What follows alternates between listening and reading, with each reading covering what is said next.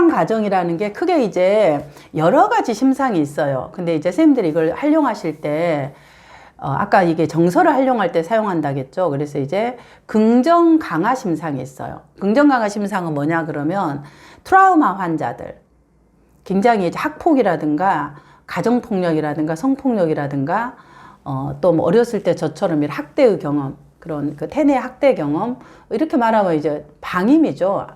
방임이 아니라 저희 어머니는 이제 아동학대죠.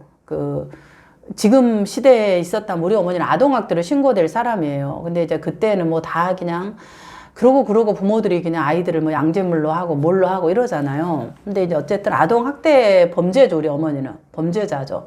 정확하게 얘기를 하면. 근데 이제 이런 트라우마가 있는 사람에게는 이 상담 자체에서 경험하기가 어려워요. 그럴 때는 안전지대를 형성해 주는 거예요. 안전심상, 긍정심상을 만들어준다 그러죠. 그럼 이제 긍정심상은 뭐냐 그러면 이분이 이제 들어오지를 못하는 거예요. 그럴 때는 즐거웠던, 행복했던 심상을 떠올려 보고 이 내담자가 뭔가 이제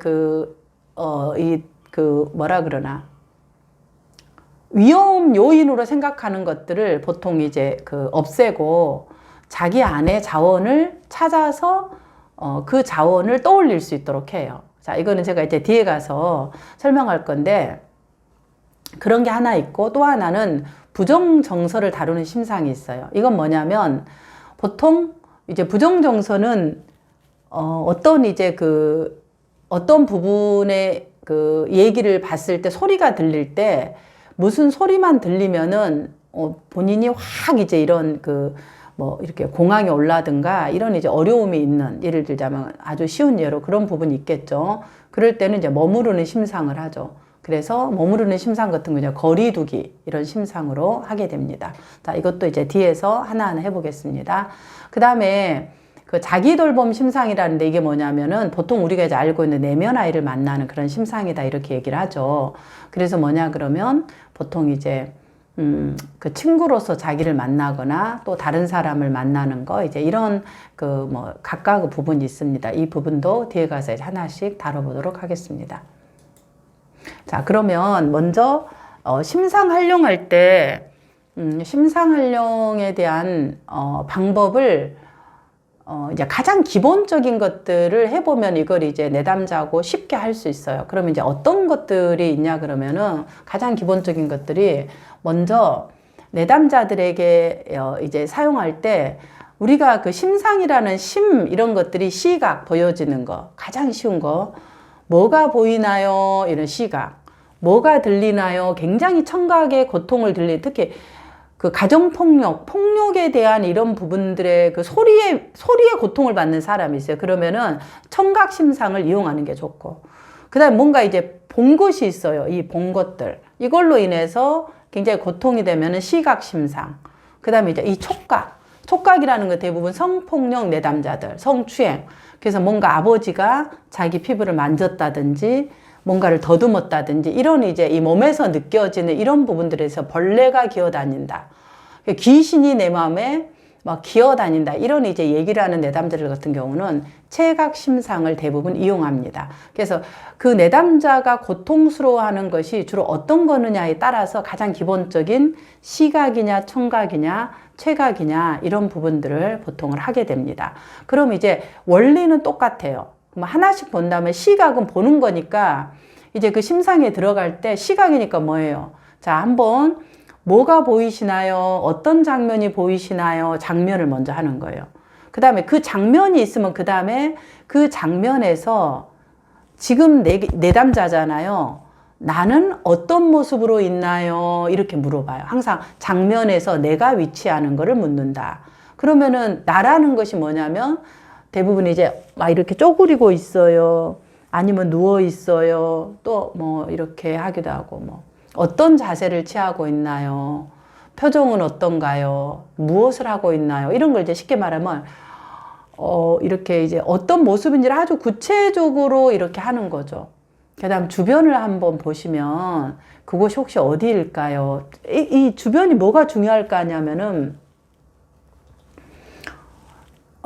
이 시각이라는 게 어떤 사람은 이 문 있잖아, 문. 자기 어렸을 때 집이에요. 근데 어렸을 때 집인데 그 문고리가 보이는 거야. 근데 문고리에 대해서 내가 꽂히는 거죠. 시골에 집이 보입니다. 나는 지금 주변에 뭐가 있나요? 그럴 때 방 안에 있어요. 색깔은 어떤가요? 그러면 새카맣다고 해요. 어떤 분들은 새카맣다. 그러니까 집이 보였다가 새카매서 안 보여 이럴 수도 있고, 색깔이 보이실까요? 이제 뭐 이 세부적인 것은 또 하겠지만 이제 기본적인 것은 이런 부분으로 들어갑니다. 시각심상은 보여지는 것들을 해본다. 그러면 이런 것들을 이렇게 이제 세부적으로, 자 이제 한번 심상 들어가겠습니다. 자 어머니에게 하고 싶은 얘기 한번 해보세요. 이렇게 바로 들어가면 안 되는 이유가, 우리가 이제 이 보고 있는 상담사에게도 우리가 뭔가를 얘기할 때 거리감이 생기고 어려워요. 하물며 내가 어떤 이미지로 할 때는 굉장히 어색하고 낯설어요. 그렇기 때문에 되게 꺼리죠. 되게 꺼려요, 처음에 이런 부분들. 그리고 이제 머릿속에서 이런 것을 해서 이게 될까? 이게 효과적일까? 이런 이제 의구심이 들어요. 모든 내담자들이 들고, 상담자도 교육 분석을 받을 때 들고. 이게 우리 사람들의 마음의 모습입니다. 이상한 게 아니라, 나를 못 믿어 이게 아니라 그런 생각이 드는 게 너무나 당연하다는 거예요. 그만큼.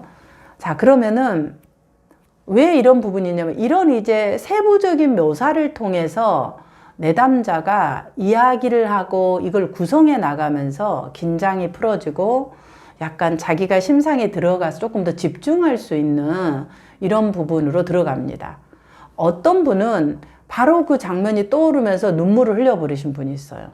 근데 어떤 분은 이것을 해도 굉장히 이제 잘 들어가기가 어려운 내담자가 있어요. 근데 이게 심상에 들어갔다 안 들어갔다가 중요한 게 아니라 그 프로세스에서 내담자가 어떻게 반응했느냐에 상담자는 더 주의를 기울여야 됩니다. 예를 들면 이런 거죠.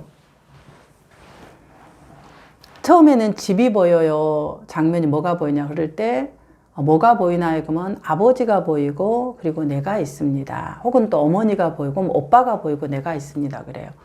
그러면 나는 어디에 있나요? 그럴 때 나는 뭐 방에 있어요.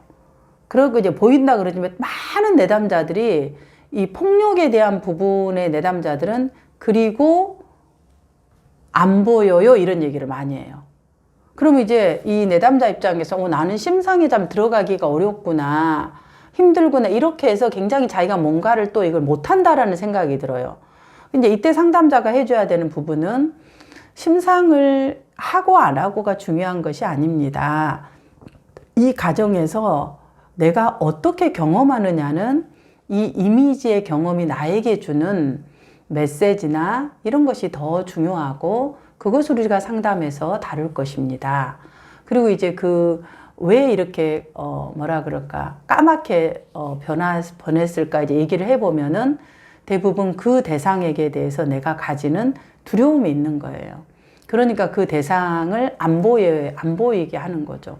그 어린아이를 내가 보호하기 위해서 심상에서 두려움이 형성되니까 안 보이는 색깔로 그렇게 나타날 수 있다. 이런 것들은 이제 이야기를 통해서 알아차려지는 과정입니다. 자, 시각, 심상 동일해요. 자, 시각이니까 뭐 어떤 소리가 들리나요? 이래요. 그러면 이제 그 소리가 막 그 싸우는 소리가 들린다, 소리가 막 뭐 던지는 소리가 들린다 이렇게 하잖아요. 그러면은 그 소리가 그 사람이 나에게 말을 한다면 어떤 말을 할까요? 그러니까 이제 예를 들어 어떤 소리가 들리나 할 때 그 감정은 어떤가요? 당연히 물어봐야 되겠죠. 그러면 그 감정이 나에게 무서워요. 이렇게 얘기를 해. 그럼 그 무서움이 나에게 말을 한다면 어떤 말을 할 것 같으냐, 이렇게. 그 다음에 이제 그 소리 같은 것들이 너무 커서 나는 이렇게 책상 밑에가 숨어 있어. 이렇게 얘기하면 그 소리 크기는 어느 정도인가요? 그러면 산을 폭파할 정도의 큰 괴성이다. 이렇게 얘기하고. 그러면 그 소리를 들은 나는 어떤 말을 하고 싶은가요? 이렇게 항상 이제 그 대상과 나와의 관계로 이렇게 얘기를 한다고 생각하면 조금 쉽죠? 자, 그 말을 내가 이제 했어요. 그 말을 들은 상대는 그게 아버지일 수 있고, 어머니일 수 있고, 오빠일 수 있고, 아니면 그 뭐 작은 아버지일 수 있고 또 뭐 삼촌일 수 있고 뭐 지나가는 동네 아저씨일 수 있고 하여튼 뭐 또 아주 무식이 이제 보통 이름이 많이 나오는데 무식이일 수 있고 아주 그 말을 들은 상대는 뭐라고 말을 하나요? 이렇게 이건 아주 이제 기본적인 심상의 이용 방식이고 이제 여기서 뭐 이제 무섭다 그럴 때 어떻게 해야 되느냐 이런 것들은 이제 제가 시연해서 이제 조금 더 구체적으로 보여드리고 설명을 해드리겠습니다.